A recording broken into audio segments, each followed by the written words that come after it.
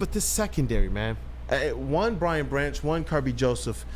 We go back, let's say, 2-3 weeks ago, I believe, and Xavier McKinney was running his mouth. He was. And they're kind of talking about this aspect of wanting to humble the Detroit Lions. And at the time, we had to pay our respects. And I remember Flannel was up here and he said, listen, right now he is the number 1 ranked safety.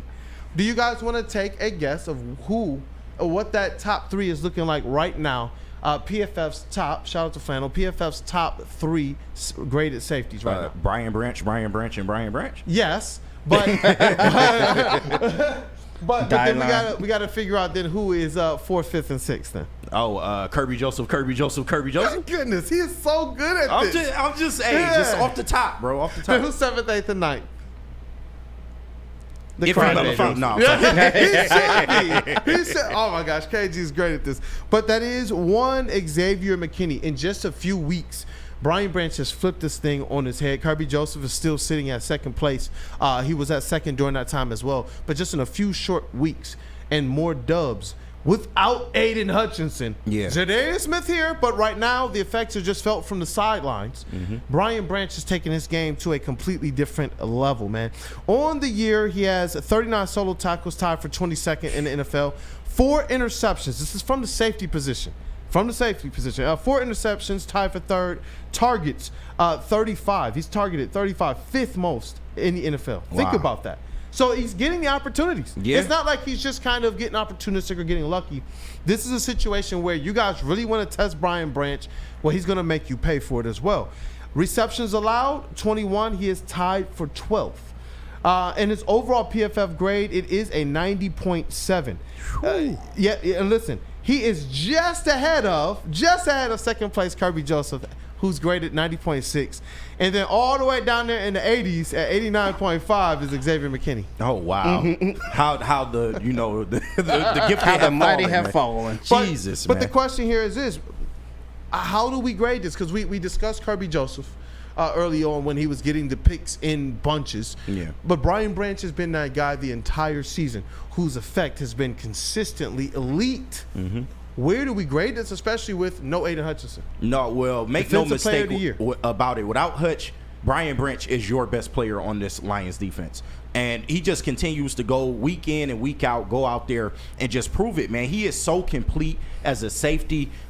He can give it to you, blocking short passes. He can defend deep.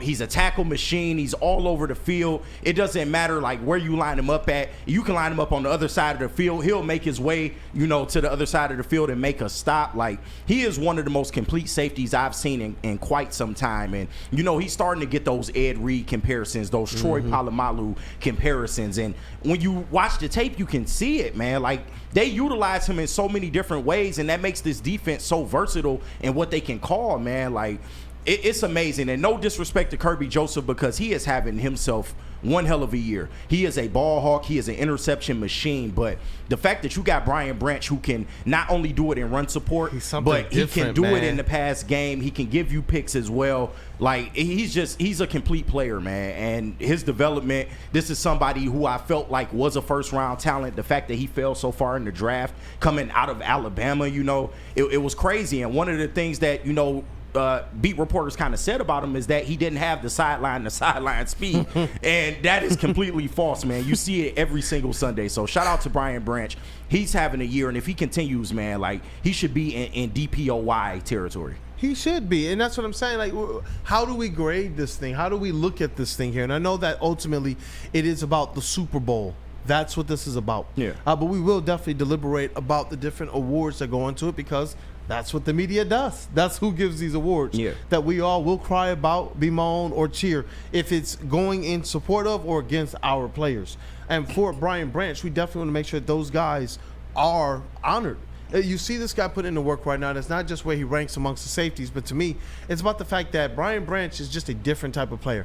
I don't know if I've ever seen a safety like him in a Detroit Lions uniform. No, you haven't. We've had some good safeties, so I don't want to cast, disrespect anybody, but I've never seen a player like this. I remember looking at teams like the Steelers saying, oh my word, like, what if we had that? Right. And now we got that player that you can move all over the field, and he's making an impact everywhere, getting sacks, getting QB hits, stopping the run, shutting down intermediate routes, and making sure to be that ultimate safety blanket in the back. Because one thing that we talk about with what the cornerbacks are doing, they're playing much more physical and such.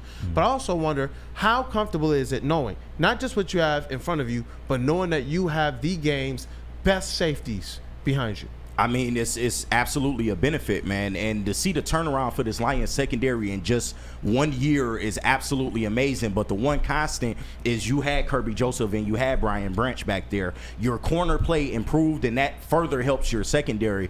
But what they can provide you on the field as far as like taking the ball away, and not just taking the ball away, but taking the ball away in the red zone. That's maybe the most important area of the field to be taking the ball away. They are literally taking points from the other team. What, 6 or 7 times on the year, 5, 6 times on the year? It's amazing, man, to have the best safety tandem in the NFL, because arguably, I mean, who you gonna put up against him?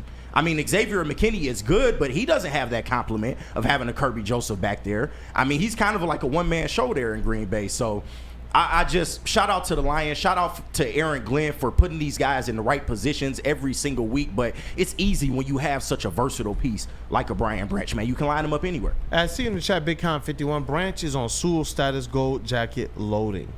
Branch has definitely proven to be something much, much more different than even I thought. Like, even as supporters, even as people who are like, yeah, we believe in Brian Branch. Did we believe, and just correct me if I'm wrong, chat family, is this what you believed Brian Branch was going to be? Because you know what's crazy? This is year 2. It is. What the heck? He's only going to get better from here. And that's what I'm talking about with the Brian Branch.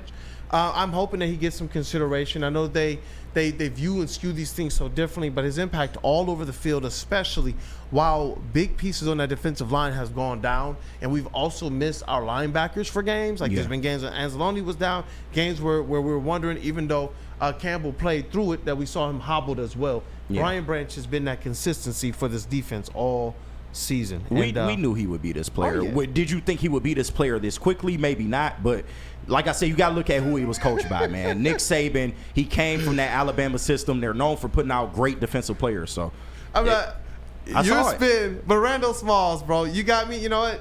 I like this type of reprimand. He's reprimanding us, and I love it. I love it. This one gets me fired up, Randall. $5 super chat.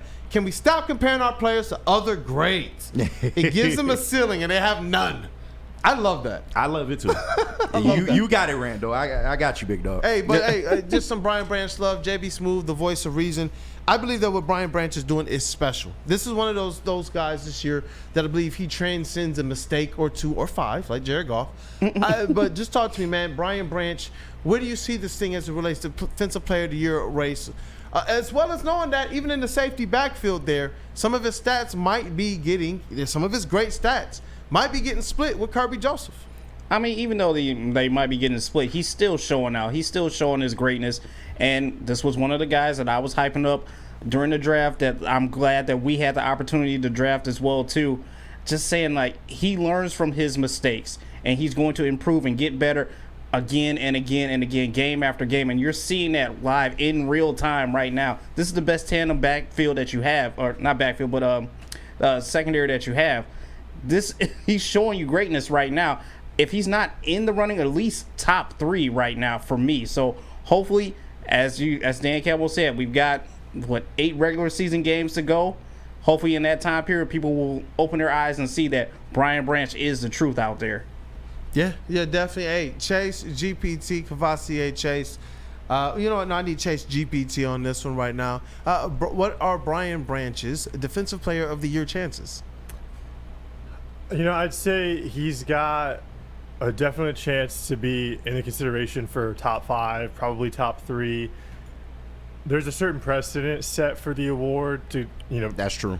Yeah, Safeties don't win the award. I think it makes it a little bit more difficult for him. But he's so different, though. But I understand. Yeah, I do think there's a potential path there.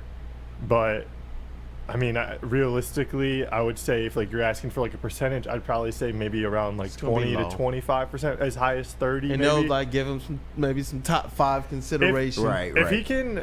If he can force a couple more turnovers, I would say if he can force at least like 4 more turnovers and maybe get a couple sacks in there as well, definitely gives himself a much better chance. He'd have to have a big game coming up though against like maybe Jacksonville or Indianapolis just to have one of those like those box scores that pops out to people who don't necessarily watch the Lions all the time or necessarily watch the defensive side of the ball, because a lot of people just watch football for the offense. And that's why I'm hoping that with this platform, it can be one of those ones that can be a voice for things like that, to shine the spotlight on that type of impact. Because Brian Branch, we know that he's doing everything.